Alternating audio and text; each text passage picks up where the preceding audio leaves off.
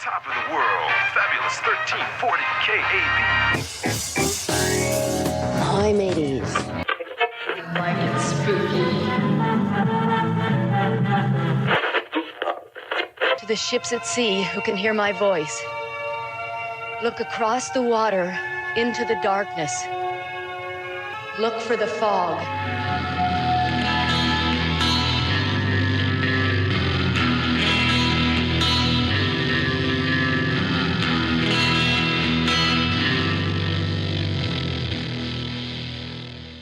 Hey everybody, welcome to this episode of Red Fog Radio. I'm Brian. And I'm Rod. And on this episode, we don't have one guest. We have two guests. Well, they might have multiple personalities, so there may be more than two guests, but there's at least four of us here today, right? That's awesome. Yeah. Hey, welcome, Jocelyn and Lewis. Hi. Hello. In your company or your production, is it Jock and Lou? It's Jocelyn Lou. Jocelyn Lou, okay. It trips up, I think, literally everyone. But Yeah. as a kid, my nickname was Joss, and that's how everyone spelled it. And then also it's like 3 letters and 3 letters. Yeah. But I think it confuses everyone more so. We should change it to add the E and then add the E and then a my. Oh. Oh, the little apostrophe thing. Yeah, fancy E's. So is that the name of the production company? Joss and Lou Productions? We don't got nothing in writing yet. Yeah, you just kind of like label it on all of your stuff though, right? Yeah. We just don't have like a LLC or anything yet. I was going to say you haven't formed an LLC yet. No, we're a lawsuit waiting to happen. No, you might want to do that. I know. And the reason why we have you on is because you're indie filmmakers from Iowa, of all places, of course, right? And you do live. Technically, Illinois. Technically, we're on the Illinois side. Yeah. Is it right on the border now? Yeah, because we're in the Quad Cities, which is like right on the border. Oh. I understand if we have to leave. You're Midwest indie Yeah. filmmakers. Yeah. okay. Yeah. There we go. So a few things that we're going to talk about is a couple of your shorts that you already have out. One was called No Bones About It. Was it part of one of those 48-hour film festivals kind of things where you have to make your film in 2 days? Yeah, it was. I mean, it was, speaking of legal things, there's a museum here where we live called the Putnam. They were doing that. It wasn't an official one. I don't know how that works, but like 48-hour Film Fest is like a company, I guess, or like a nonprofit or something. I don't know. Something to that effect. But they were just using like the name of 48-hour Film Festival and the concept. Okay. Yeah. But it's not like, I guess, an officially Yeah. sanctioned 48-hour film festival, but it was in the same spirit of that. You That can't was own the idea. No, yeah, there's 48-hour film festival or whatever the hell you call it. Des Moines, Yeah. New York. I think every state except for maybe Illinois. I don't know. Maybe they do have one, but yeah, it's a huge thing. Mhm. Yeah. Oh, I'm sure there's a big one in Chicago or something for sure. Any film festival we go to, people are like, oh, I did the short film as part of the 48-hour film festival. Yeah. And I was like, that sounds fucking awful. Yeah. So you write, film, edit, sound, everything in 48 hours? I don't even get through the fucking podcast in 48 hours. Yeah. What? No. Fuck that. That sounds horrible. Why would you want to do that? So on this one, did it have the same rules where, because I believe some of them give you like a topic or something and a character. Yeah, that's like I think like a we core had part of it. light rules compared Yeah. to the 48-hour film festival, like this officially sanctioned ones, because it is through like a science museum that's like, I think, more geared towards like children. So we had a mix of like the film students, I think, at some of the college there was a few like families, and then like a group of like all like junior high kids in that year that we did it. So I think they gave us like a topic, and I think the 48-hour film fest that's like officially sanctioned gives you a couple more things that you have to do at your It's in like, your film. It's like there has to be a character named this, or there has to be this object, or because I think the idea is like to make it more fun and also prevent people from just submitting something they made 5 years ago and being like, no, yeah, I did this over the weekend, I swear. Yeah, I think the 48-hour film festival, to give you like the genre, you have to use a certain vegetable in the short. Yeah. Somebody has to go to the ER for a broken bone of a certain type. You have to be on an antidepressant by the time the movie's done being made. Like, Yeah, that just happens by virtue of the 48 hours. But yeah, ours, it was just one thing, was it had to incorporate experiment in some way. That was the only rule. Yeah, pretty loose. Huh. So what was your inspiration? Because you have like the skeletons moving at the end and The inspiration was when we did it with one other person, but we didn't know if they were going to be available. So we went and got the thing. He was with us and there was like going to be another person maybe. But so like when the three of us got the thing, we kind of were like, what's something that would be easy to do that we have access to? It actually started with like, what if we use, because I think we have mutual friends. I don't know if we should say their names or not, but yeah, Brian knows them. They have one of those giant skeletons that everyone has. And we were like, what if we use that in some way? And I think the use of skeletons was like, that's how we can get extra characters in our movie because then, you know, you can get a voiceover in there and that doesn't have to be someone that's on camera. And it just adds like, you know, when you only have access to like maybe 2 people that are up to act, it adds a little bit more, I guess, like things you can do with it. And then also at the art gallery, the artery, they had a lot of those skeletons just there already, just hanging about the rooms and stuff. So the gold skeleton was ours and we just bought that a long time ago and now it's kind of become a consistent cast member in a lot of our films. That's why you haven't formed the LLC. You'd have to pay your cast, huh?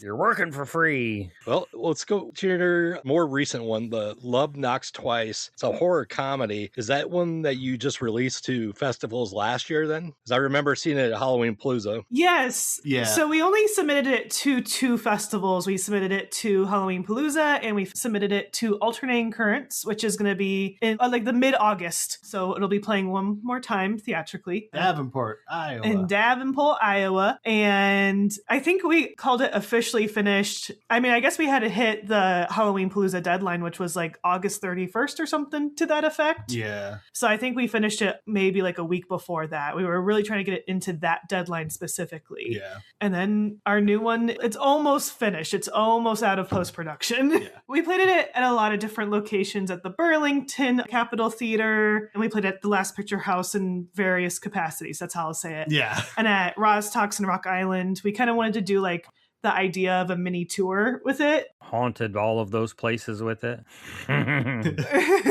Yeah. Taking inspiration from things like Hundreds of Beavers, doing that four-walling of it. And even though it's our first, I would call Love Knocks Twice our true first short film. Yeah. No Bones About It is kind of like our beta test, I guess. Yeah. To see like how we felt about doing just filmmaking in general. But Love Knocks Twice, I would consider like that was the real like first film. Yeah, and in Love Knocks Twice, there's a mutual friend of all of ours, Jason Whitmarsh, in there as a kind of a kooky scientist or whatever. Yeah.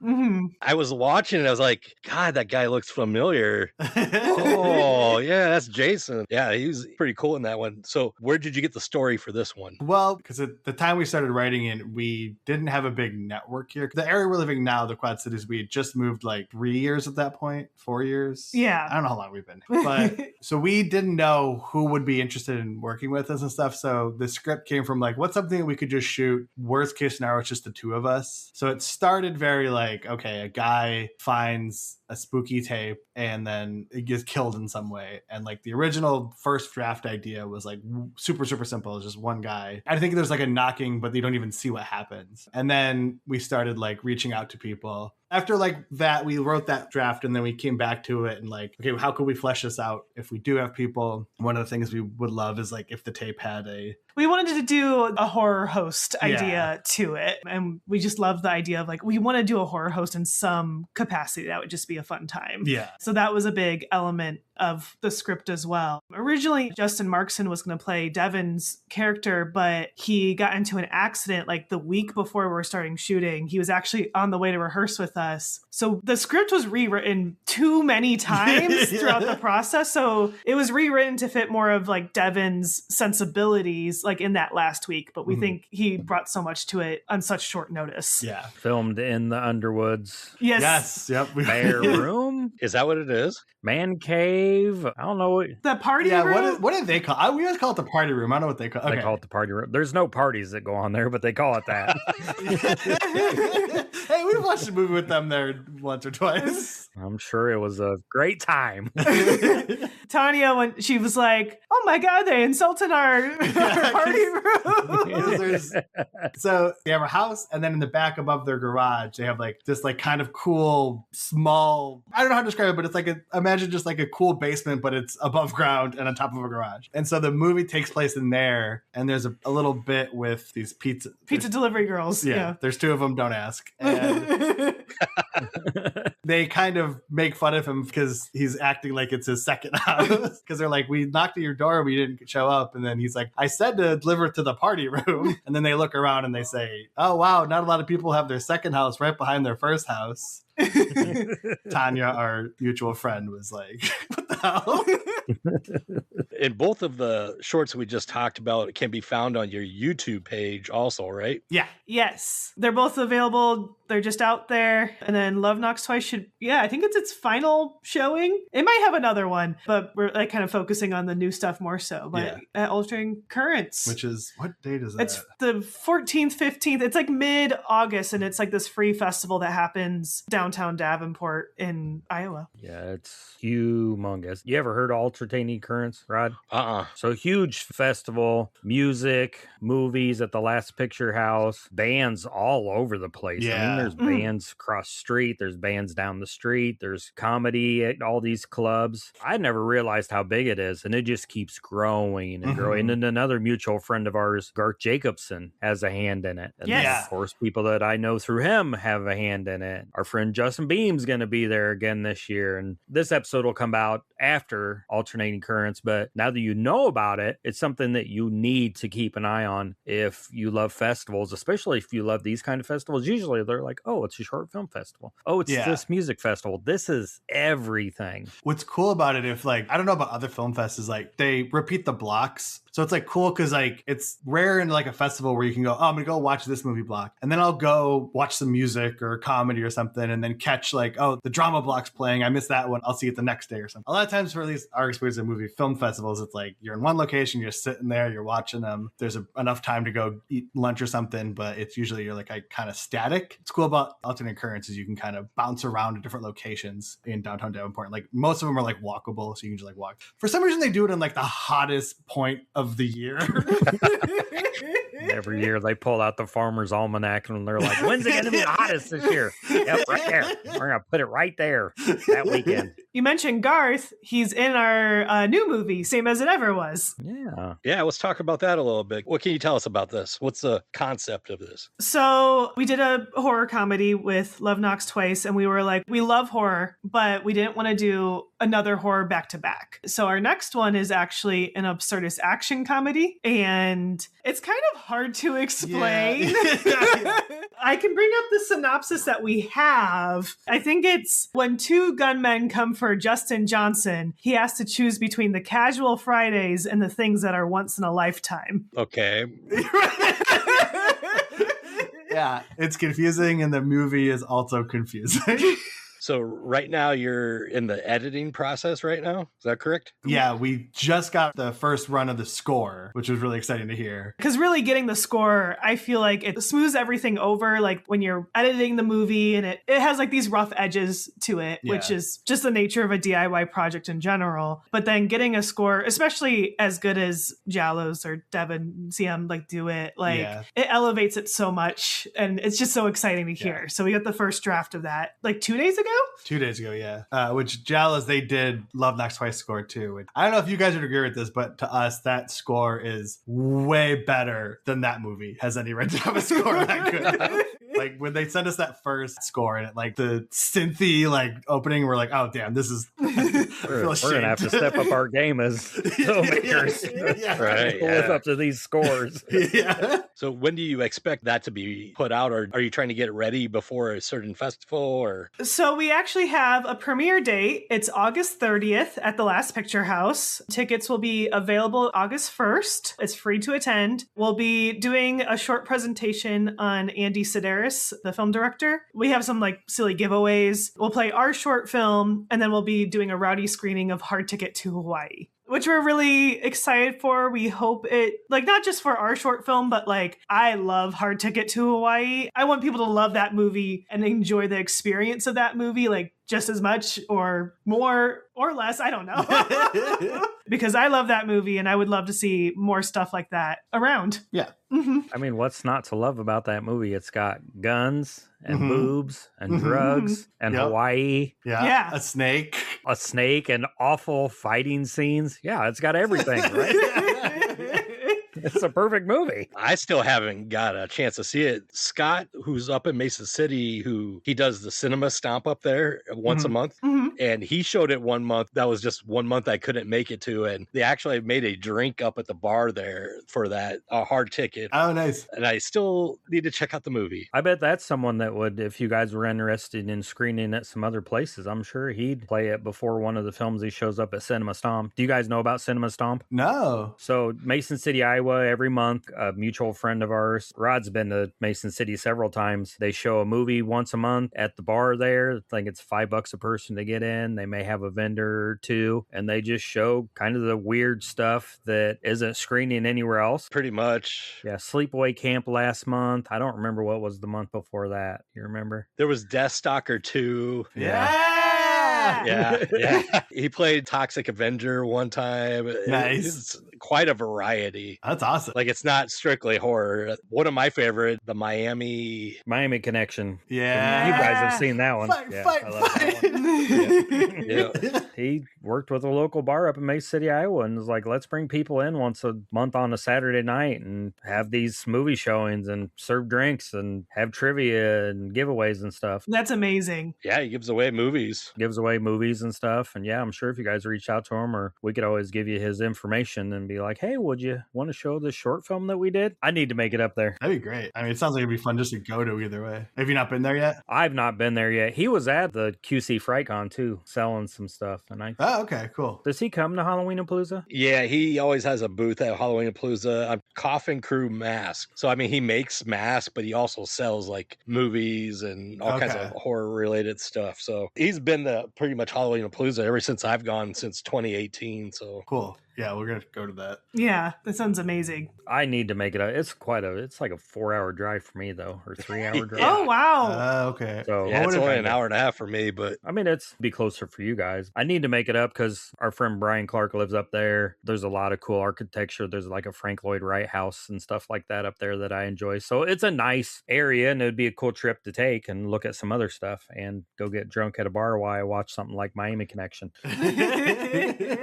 Hell yeah. is there anything else you want to talk about their film that's coming out then? I don't think so. I don't know if this will be out before the 30th. Yeah, it should be. Yeah, this episode will. Yep. Yeah, so just go to Last Picture House to look for it, August 30th. Yeah, we're really excited. What I love about making films is like it's such a great conduit for growth, not just like as your skills as a filmmaker, but as like you as a person. Yeah, that was like a cool thing, like I said, with Love Knocks Twice, because we were new to the area and we didn't like know a ton of people. But we didn't know how much they'd want to be interested in helping. But like for this one, we have like so many more people and so many more locations. Yeah, just generally. We like ran around all over downtown Davenport. We threw a dummy off of the roof of Last Picture House. We filmed the karaoke scene at Rostock's in Rock Island. Like so many more people, so many more locations, and just like I don't know if networking is a good or bad term, but like networking with people through the first one and getting to know so many people, and I think people just being so receptive, I guess, like like it feels like almost this is what I can lead with, like when I talk to people and stuff, and it's like something that I guess we made.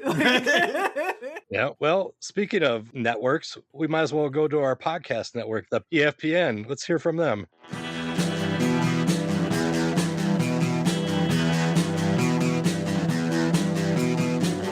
You're listening to the Prescribed Films Podcast Network, home to hundreds of hours of free podcast entertainment. The shows on this network all have a common goal, providing you with the best discussions about movies and other forms of entertainment media. The PFPN hopes to fill your earholes with audio joy. Visit our website with links to all the other amazing shows at www.thepfpn.com. Thanks for listening.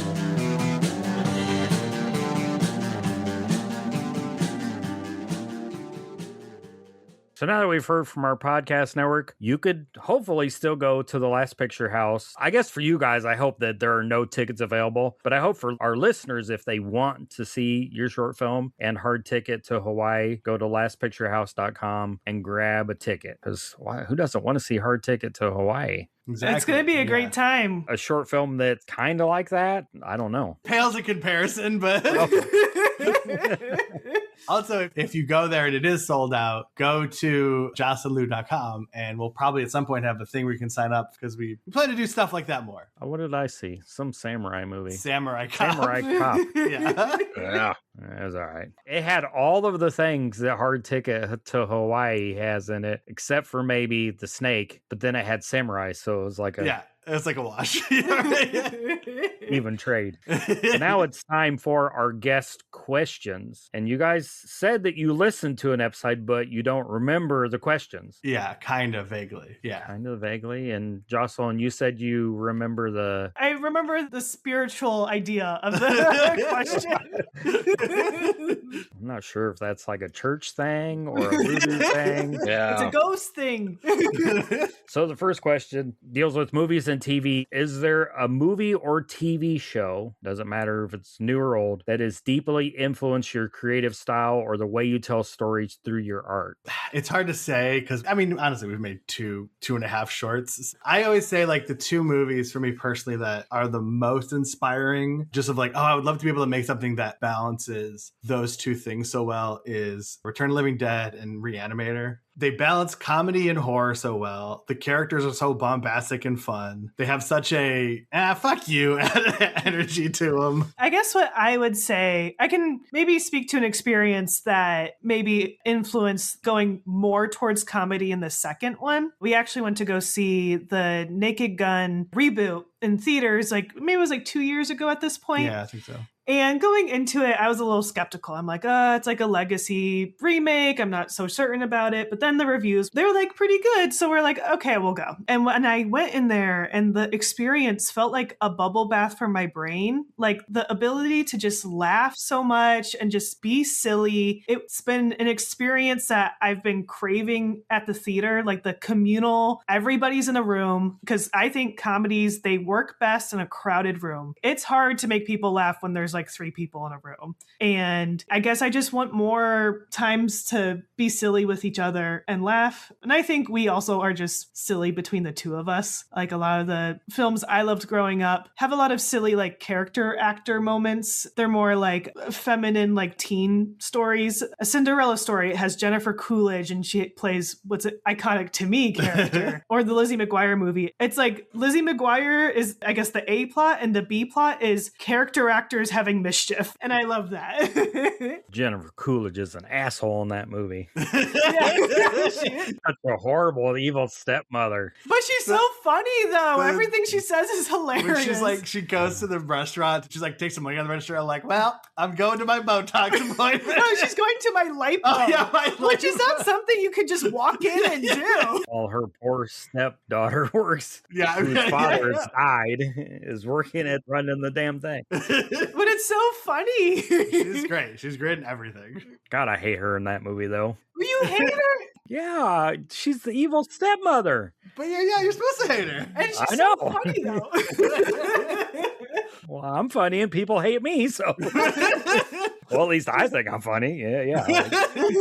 I always thought her career was weird because the first thing I remember her in was American Pie, where she was a sexy Stifler's mom. Yeah. And then she went on to being this like usually funny, ditzy blonde kind of role and everything else she did after that. So it was quite a change. Yeah, that is true. She's in the new Minecraft movie. She's weird in that, too. Yeah, apparently. Yeah. Apparently, she's amazing in The White Lotus. I haven't seen it personally, but I've heard great things about it. Yeah, I haven't seen that one either. Isn't that like on Showtime or something like that? I think so. like it's an HBO or Showtime situation. Yeah. We are less likely to watch TV shows, but Jennifer Coolidge is just like her presence on screen is so consistently engaging and funny. Yeah. And it's just great.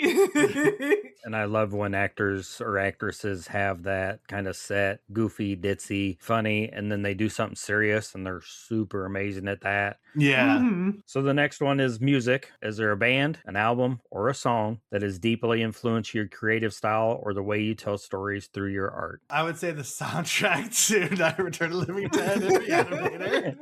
Which I guess if it's the soundtrack to Reanimator, it's also the soundtrack to Psycho. I don't know. I'm so bad at music. Like that's like a consistent thing in my life of like, you gotta stop listening to podcasts nonstop and listen to music more often. Like I have stuff from being younger. I always loved musical operas like The Wall and Tommy, where it's like, I love when the album is telling a succinct story, and I love the movies based on those too. I think I can have two different answers. For me, I've always loved pop music because I grew up kind of in a very guarded childhood, I'll say. Pop music, especially it was Britney Spears was the hot artist of the time. And it kind of penetrated this wall of like she was so popular that she even got into my life and it became like a regular music that wasn't what I was allowed to listen to. It was, you know, something that was on the radio or it was accessible, like it was just regular music. And so I've always just loved pop music because of that personal connection to it. But I would say for this movie, we were also very inspired by the Beastie Boys music video, Sabotage. So it has a bit of a Sabotage by Beastie Boys influence to it. The idea of play and just being silly. Them just kind of running around being, you know, quote unquote action stars, but it's completely silly. Making shit tons of money while they're doing it. Yeah. What did you guys do today? We filmed an action video for our new song. It's going to make us a bunch of money. You mentioned the Return of the Living Dead soundtrack. That was actually the first vinyl I bought. I actually bought a record player just to have that vinyl playing on it. Hell yeah. Like, I don't know, 5 years ago or something like that. And I love that soundtrack. It's so good. It's so good. And it leans more towards the opera soundtracks because most soundtracks you get, and it's just music. It's just sound. It's not lyrics and songs. And that's where that one kind of elevates itself maybe above all the stuff before it or even at that time is this is actually bands playing songs that just fit into the movie. Yeah. What's the one band that's like the Cramps? Yeah, the Cramps. Surfing Dead. Yeah. Yeah. Even like the it's like it's so good. Yeah, that's a good first vinyl to buy. Do you still have it? Do you still have the vinyl you bought? Oh yeah. Oh hell yeah. I play it every once in a while. I think I have 2 or 3 copies of that vinyl of that one. I don't know why, but I assumed you were like a kid buying it. Oh no. I'm sorry. He said 5 years ago. Did he say 5? Oh, I'm sorry. Maybe. He looks just so I young. might look like I'm a 10-year-old. I don't know. Bald 10-year-old. I'm sorry, I wasn't listening. Actually, I think I remember the reason why I bought it too was because there's another podcast called Nightmare Junkhead. The guys out of Kansas City area, they've gone to Halloween-a-Palooza. They do a lot of Midwest stuff, but they did like one whole show where they played all those songs in that record, and it was a lot of fun. That's awesome. The next one, it's about an event. Is there a major cultural event or moment that shifted how you see your role as an artist other than Britney Spears, Maybe One More Time, and the Return of the Living Dead release? A cultural moment? Or an event? This is so hard not to make a really inappropriate joke. There's so many events you could list. List away. Could you repeat the question? That help form the way that you see your art, or like you said, the Beastie Boys, you're like, once you saw that, you're like, I want to do something like that. Mm-hmm. You know, you talked about Love Knocks Twice. You wanted to do something with horror hosts. So I would imagine that, you know, there was Elvira or Joe Bob or Svengoolie that you're like, I want that in my film. Is there something that happened down the line, younger or even now, that you're like, oh, I want to do that. I want to shift my artwork to that. Like you talked about the bubble brain for your bath. Yeah. The bubble bath. Yeah, the bubble bath. Yeah, that. I want to do that. I think we've always wanted to do stuff. I do have an answer to bring it back to recent guest Justin Beam. I think we've always wanted and have been creative together in our relationships and prior to our relationship. And I think we got into a weird rut, I think, just with navigating life and friendship that we had at the time. And he's had a talk at Halloween Palooza. This was the year before we started working on Love Knocks Twice. So I think it was 2024. And he was just talking about his career and Dairy Public Radio, which I'm friends with CM now, which is fun. They didn't show up. So he talked for those whole 2 hours and then he still had more to go. Yeah. But it's okay, which was great for me. But I think he kind of reiterated a message that is kind of, I think, a tale as old as time, but sometimes you just need to hear it from the right person at the right time that really put a fire under our ass. This was, I think, right after we did, or maybe right before we did the 48-hour film festival ones, No Bones About It. And, you know, the idea of like, you miss 100% of the shots you don't take. If you love it, you just have to start doing it. If you never ask, the answer is always going to be no. So we always knew we wanted to do it, but I think something about that day and maybe that time in our lives, we just needed to hear it. I think it was like, right place, the right time to hear him. When he does his like talks, he has such a like genuine, sweet perspective of the world that it can be very inspiring. I'll speak personally. You can get lost in like your cynicism of the world and stuff. And Justin has such a breath of fresh air that is like such a grounding reminder. And he's also accomplished a lot of really cool things. Yeah. Also, he was saying like, again, it's things you hear a lot, but like hearing at the right time of like, just ask people. What's the worst they can say no? And that led to a lot of like, Justin Markson is a local actor here, seeing him at Leisburg House and going up and like talking to him. Oh yeah, he's cool and he's friendly and he wants to do stuff. And now we talk to him and now we're friendly and he's in our new movie. Yeah, he's shooting a movie right now. We were extras in it. He was like, can you come be extras in a party scene? So we spent Saturday and Sunday doing that. It was just like, it's weird because it's not a cultural moment in terms of like broadly, but it was just like a cool little talk at like horror convention. But like for us, that was a big moment because it was like, we needed to hear that. And it was really motivating and it was really cool. And we were like, the whole drive home, we were like, it got us pumped to go like, we're going to start writing that thing. We're going to actually do it, commit to it and stuff. And we have it's kind of crazy. Like I think about how much growth we've had, not just with the films, but like personally because of the films. By the time this is released, that will be less than 2 years we heard Justin have that talk. Yeah.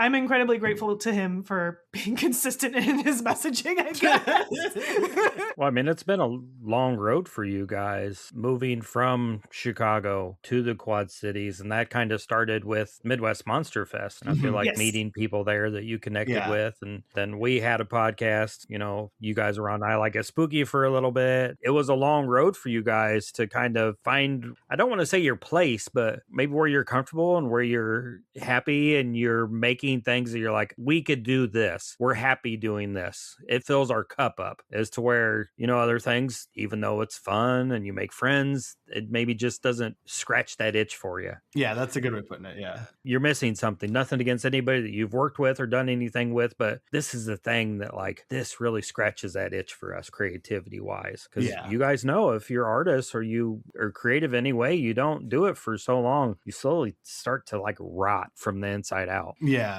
You know, like you're dying slowly because you're not doing anything. And you see all these other people doing things. And you're like, what the fuck? If that asshole can do it, why ain't I doing something like that? You know? Oh my God. What the hell? We would never say that, Brian. Jeez.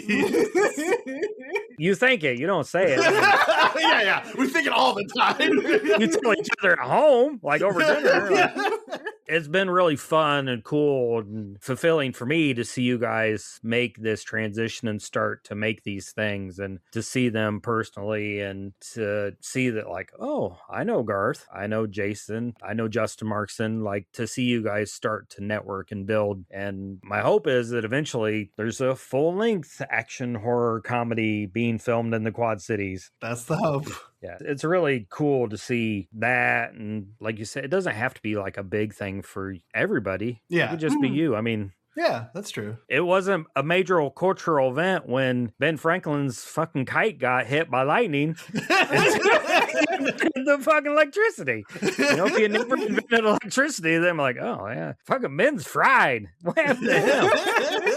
If I went out and flew a kite and got struck by lightning, if I lived, I guess they'd put it in the paper. So the next one is, I don't know if either of you read or like to read. If you do you think there's a book every creative person should read to help them along their journey? Like, I'm currently reading on writing. It's my first time through it, but I would recommend it. Like, I haven't read too many other books like about this process or something like that. It's going to have to be that one because it's probably the only book related to that question. Yeah. There's one that I read. This is more specific to screenwriting. I would recommend with a grain of salt. There's a book that came out like 2 or 3 years ago called Kill the Dog.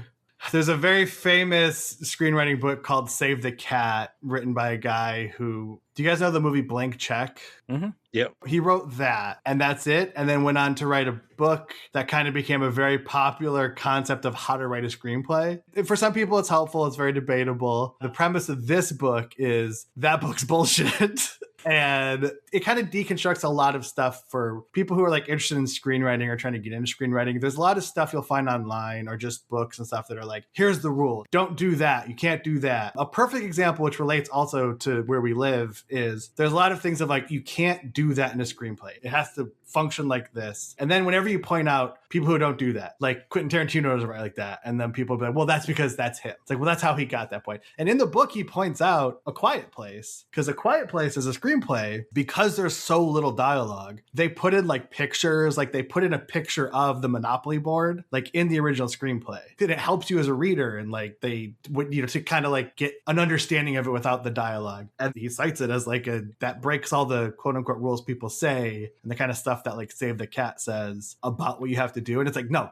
as long as it's fun to read, as long as it's something that's interesting and engages the reader, that's all that matters. That's the only thing you have to worry about. Like the Substance screenplay was the same thing. Like if you ever look up the Substance screenplay, she adds all these fun graphics to it or like fonts to it. And when you look at it, there's the scene with the Substance scene where it's like boom, boom, boom. And like she does stuff in the screenplay that kind of gives you, oh yeah, that's kind of what it ends up feeling like on the screen. So I would recommend that. Grain of salt though, because he can get a little like, all right, calm down, man, with like you kids and your whatever. Looks like that's by a Paul Guyot. He wrote mostly for TV, but he wrote Geostorm. Oh, yeah. And the story he tells in the book is that when you work in Hollywood, you should never talk bad about other people. It's just not polite, whatever. And he's like, but all I'll say is when I went in and saw what they did to that script, it was a rough day for me.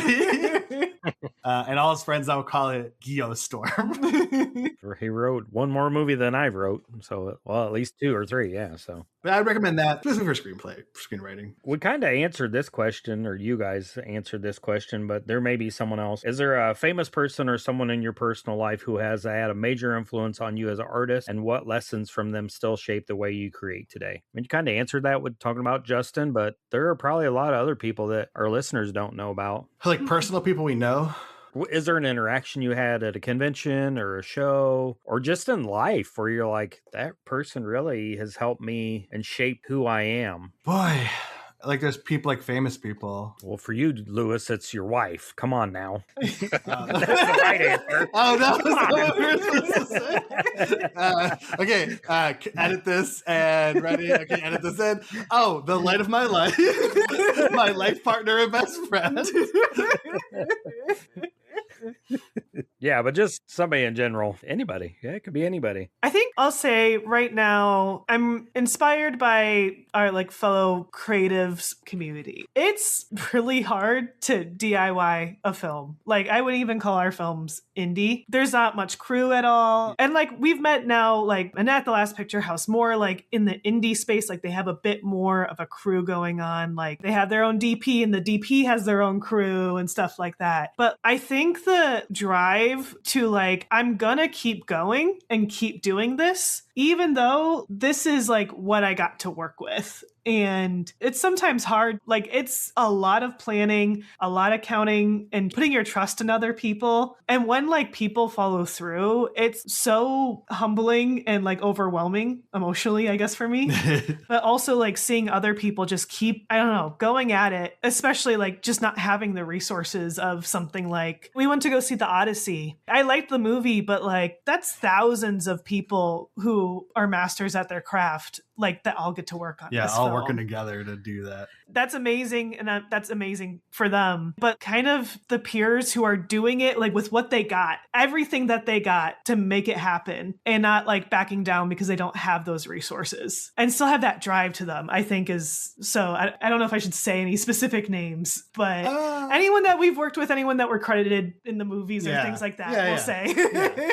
I mean, I would say like the Jallos, like Devin CM's music is inspiring and like how good they are at that. And like you said earlier, Brian, you get the score and you're like, fuck, we gotta do better. So it's like, hold up to that. I think it's not really like shaped me who I am or was, but like right now, and this is gonna sound weird, but very inspiring, is like we've talked about him before, Justin Markson. Most of the stuff you've seen him in, like Haunt and stuff, it's like he's serious. It's like more like horror or whatever. He is, to us, has such funny mannerisms. Like just the way he talks and his energy is so engaging and fun. Like his natural cadences. Our new movie, a lot of it's based on like just trying to capture how he is. Like put him in situations where he's startled and goes like, whoa! And, like, it's been very fun because we're like, oh man, I love his, as an actor, his mannerisms. I mean, as a person, to be honest. Yeah. I think right now I feel like I'm in a moment of active shaping. So it's kind of hard, I think, in this moment to say who shaped me before, because I don't feel done yet. I'm still cooking. Yeah. So it's kind of hard to see what that final form is. Yeah, good answer. If you stick a toothpick in her, it's going to come out with cake on it.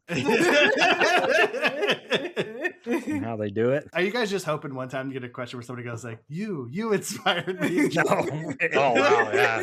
I was saying, holy shit, you're crazy. You need to do something with your life, and let's interview again in 10 years. Yeah. I will be lucky if I inspire my children, let alone anybody else. Hell, I'm happy inspiring myself. You guys know that. Sometimes it's the hardest part is like pushing yourself, like, oh, I got to get this done. Because as much as it fills your cup and you enjoy it, some days it's just like, I've got work, I've got laundry. I mean, I have kids. You guys take the cat to the vet. I got to do this. I got to do this. I don't have time to sit down and edit, but I have to. Yeah, no. That's one of the nice things we've liked about movies. Well, we did for like a week because like we finished the first one. We were like, oh, this is nice. I don't have like, because we've tried doing, like we did the podcast. We've tried doing like podcasting content. We enjoy it and we might come back to it. But I don't know if you guys feel this, but like when you do that, you get in a headspace of you're like, I should be doing something. Like if you're just sitting and relaxing, you're like, I should be posting something. I should be like, oh, I should edit that thing. I should create that thing. And what was nice about the first short was like when we were done and we had the things booked, it was like, oh my God, I don't feel that. I feel like we did the creative thing. I feel satisfied by it. I don't have this thing in the back of my head telling me like, hey, instead of just chilling and watching YouTube, you should be making something. And then like a week went by and we're like, okay, let's make another movie. But we got to do something else. Yeah. In theory, that was nice about movies is that it was like, it didn't feel like this like long-term creative commitment. It's a project that theoretically has an end. Yeah, that's a better way of saying it. Like, yeah. Well, heck, if I wasn't doing the podcast, I'd be watching 500 horror movies every year. That's what I did like 2 years ago. It was like, oh, I'm not getting anywhere near there.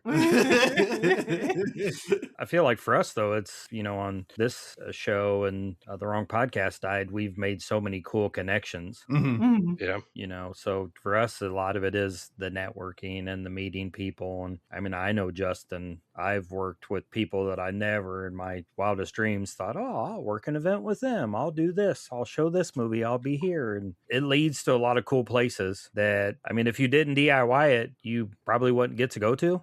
Yeah. I mean, I'm sure we'd all love to have the budget of the Odyssey and be able to go to premieres and stuff and get fancy shrimp dinners. But I think I'd have an anxiety attack if I had the budget of the Odyssey. It's like, I don't know what to do with all this.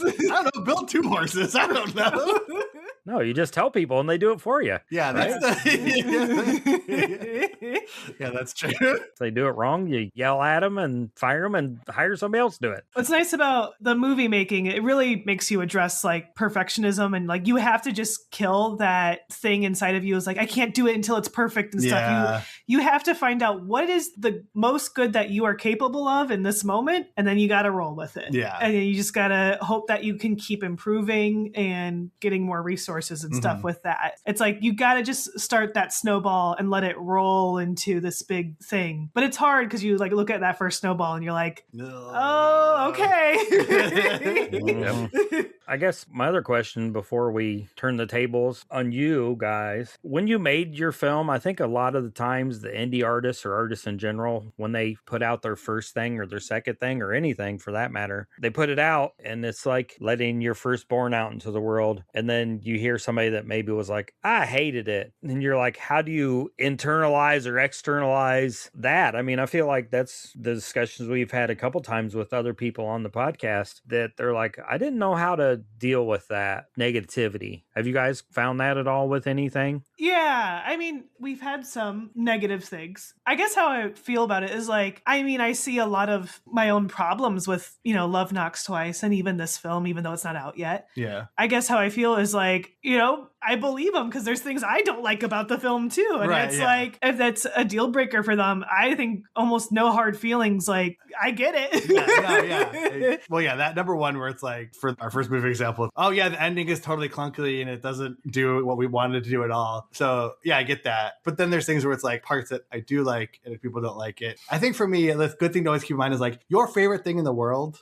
Speaking of Return of the Living Dead, I could safely say I think everyone here, one of, if not favorite movie of all time. Go to the Letterboxd reviews for that, or like go to the like sort by worst and just read like people like, this isn't funny, how cringe, how terrible. I like doing that because it's like, oh, the thing that you think is the best thing in the world, there's people who hate it, which means that when you make something, if people hate it, it's like, yeah, of course, that's how it works. There's people have different tastes. You can never expect everyone to love anything, even something you think is the best thing in the world. So why would you expect them to like, in our case, some bullshit short that we shot over a weekend, desperately trying to get through it and like scrap it together with, you know, no resources. I hate to say this as an answer, but I did stand-up comedy for a really long time, like 10 years ago. Over 10 years ago. Over 10 years ago. I did it for 10 years, over 10 years ago. And I will say, as much as I personally find stand-up comics to broadly be insufferable to talk to, especially about comedy, because I think it's the most important thing in the world, there is something about going on stage and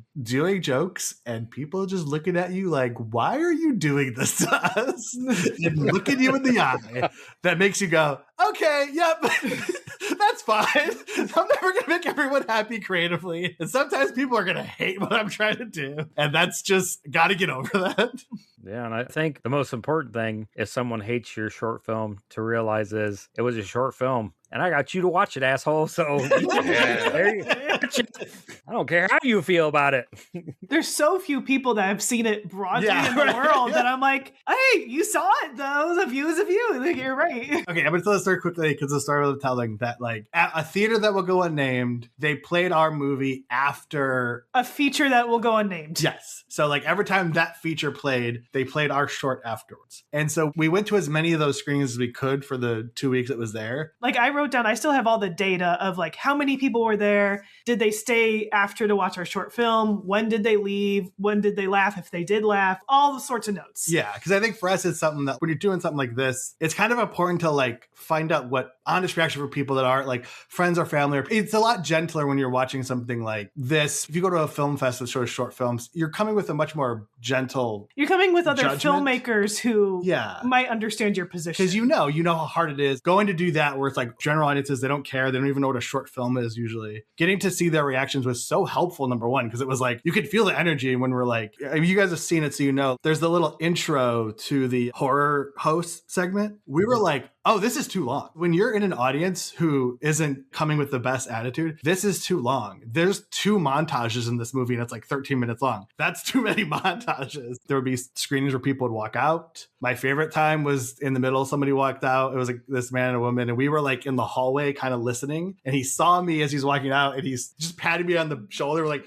hey, good job, buddy, as he was walking out of there. There were some people who like, they laughed and they got it. And there's some people who talked to us afterwards and stuff. My favorite story was it started playing and they said, oh, hell no, this is some shot on iPhone bullshit. Holy shit. But that's like, yeah, that's how some people are going to feel. They're not like raw. Like Yeah. we didn't shoot it on an iPhone, but No, technically we shot on a camera that has a worse sensor than an iPhone. But yeah, they're not wrong. That was their genuine response. Yeah, there's going to be some people you're not even like, well, yeah, it doesn't look like a movie. This does not look like a movie shot with a high-end camera with high-end production. It just can't look like that at this level. And for a lot of people, they'll be like, well, why would I watch that? And it's like, fair, you don't have to. If a loved one came up to me and was like, this sucks, you should stop. I don't know how I'd handle that. That would be a little rough. These people think we got iPhone money, Jocelyn. Pulls out Android. Yeah, I got a flip phone. Yeah, this is the period in the episode where we turn the tables and see if there's any questions you guys have for us. Okay, number one, my question. How do you not get burnt out doing so many podcasts? Who says I'm not burnt out? Yeah, seriously. All right, fair enough. Especially this summer for me, it's been rough. I've had a car accident. I had Ooh. really bad food poisoning. Oof. My Oh. dad's been in and out of the hospital. Oh, Like, no. it's hard to get things done sometimes, but yeah, it's more like I've always said, this is therapy for me. Mhm, yeah. I enjoy doing it. I love talking about movies and all kinds of pop culture stuff. So it gets me through. Yeah. Rod's doesn't have any kids, so he was watching 700 scary movies a year and like wasting away into the couch. He was becoming a couch. He was going to be the next killer in Killer Sofa Part 2. Yeah, I literally did watch over 700 movies one year of horror movies. Oh, Gee, damn. just horror movies. Yeah. I think for him, therapy, but I think for me, I mean, you guys were at the last Picture House showing with Joe Bob Briggs. I think that's what fills my cup every so often, like fills my tank back up. Like, oh, I had a really great time. I connected with a bunch of people. I got to hang out with Joe Bob and Darcy, be part of that event. So that fills my tank back up from empty to full. And then here pretty soon, I'm going to be showing a double feature in Burlington, Iowa. So that'll fill my tank back up. I'm hoping to make alternating currents with Justin. I'll go to Halloween-a-Palooza. Just throughout the year, I get to do cool things and meet cool people that as I'm going down to E, you know, something comes along almost all the time and fills my tank back up. And you guys know me. I'm my own biggest fan. It doesn't take much for me to pat myself on the back. You know, so. Damn narcissist. I mean, there's times you're like, oh, I got to record again this week because it's every week pretty much for me. There's weeks that I'm like, oh my God, that's tough. My question would be like, what's something broadly or specifically to podcast or your networking world or anything like that like you guys are looking forward to or something that you would like to see happen? I mean, I think my next thing that I want to do is I did the Joe Bob thing with the last Picture House, but I'd really love to bring in like Severin Films up there. There's been some talk of that. We just got to figure out dates and stuff like that. And hopefully it works out. I just think that would be super cool to bring to the Quad Cities and the last Picture House. Yeah, that'd be amazing. I'm always just about stuff like that, welcoming it in and getting stuff to areas where it's not normally happening. Mm-hmm. You know, like I love bringing stuff to Burlington because Burlington's small and as much cool stuff as they have. Like, how often do they get a double feature of movies with some vendors in Burlington? You're right. Mm-hmm. And local authors get to promote their books, and the local toy shop gets to do some promotion and stuff like that. So I just want to continue to start doing that stuff and keep that stuff going. Nice. I want some jackasses in Ottumwa to put me in their goddamn films for once about sea monkeys and shit. I was in one of them.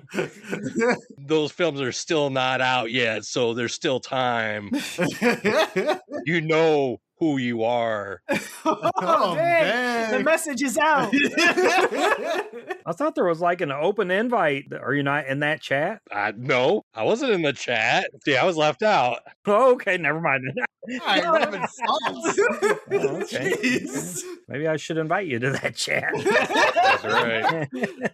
You've not been in anybody's short films? Uh-uh. Oh, okay. Well, I've been lucky to be in a couple. Dang. Yeah. Mm. Yet to be seen. Well, no, I was in the Brett and Tony one. He's got the alarm cat. Oh, yeah. Fucking alarm cat. If you're gonna be in a short, what would be your ideal kind of character you'd play, or what would you be? The fat loser who gets killed like at the beginning.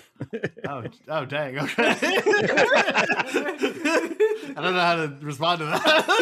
I know, yeah. I cannot read off a script. I cannot remember a line for the life of me. So I would have to do something where I improvise I mean, if you give me an idea what I need to do and what I need to say, I can improvise it pretty well. So just something along those lines. I mean, I don't really care what you told me to do. I think you would make a fun twist on, it's the archetype of the character, but in the Friday the 13th, the old man that goes, don't go to Camp Crystal Lake.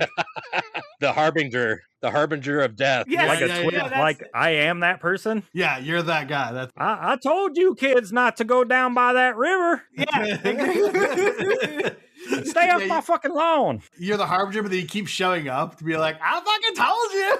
I don't know why you didn't listen I told you not to eat that lettuce at Taco Bell. Your asshole would blow up. Then show up at like the drugstore when they're buying Pepsi. I told you not to eat them spicy nachos. Where's this guy keep fucking coming from? What's his fucking problem? Then I show up while they're having their colonoscopy. I told you not to be messing around with that kinky girl.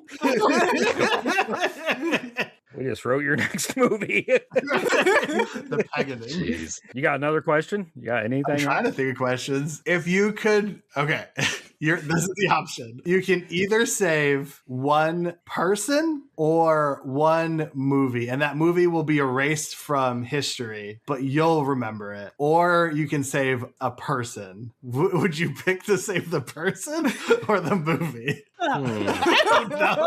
I don't think we needed to give more questions. I think we satisfied. Wow.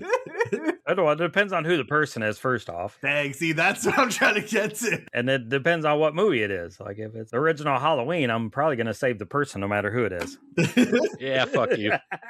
Yeah, why do you hate the first Halloween? What is with that? He finds it It's boring. God, yeah, it's you're boring. boring. Well, I know, but Yeah. I would save Robin Williams Oh. and then get rid of one of his films. We talk about him a lot on the Wrong Podcast. And every time we do, I'm always thinking, damn, man, that guy, he seems so happy. And Yeah. it just kind of always bothers me. So yeah, I'd save Robin Williams and maybe get rid of some movie, one of his movies. what's that Okay. really sad movie he does with Cuba Gooding Jr.? Maybe not that one, because that's a really good movie. Oh, what? What Dreams May Come. Yeah, Oh, it's pretty sad. Yeah. Yeah, You can okay. get rid of On Golden Pond. I didn't care for that one. I didn't hate it that much. But yeah, we're gonna get rid of On Golden Pond now. Okay. Motherfucker doesn't like Halloween. I don't know who I would save person-wise. That's okay. It was a nonsense question. Oh, I want to save Jim Varney, Ernest. Ah, okay. Yeah. Maybe that's the question. You can save one person, but you have to give up a movie you love. But then it's like you love some movies, you can just pick one. I don't know. This is stupid. I apologize.